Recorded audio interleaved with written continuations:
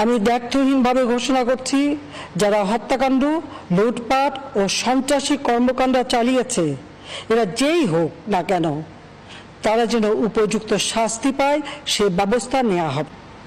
আমি আরও ঘোষণা করছি, হত্যাকাণ্ড সহ যে সকল অনভিপ্রেত ঘটনা ঘটেছে, সুষ্ঠু ও ন্যায় বিচারের সাথে সে সকল বিষয় বিচার বিভাগীয় তদন্ত করা হবে।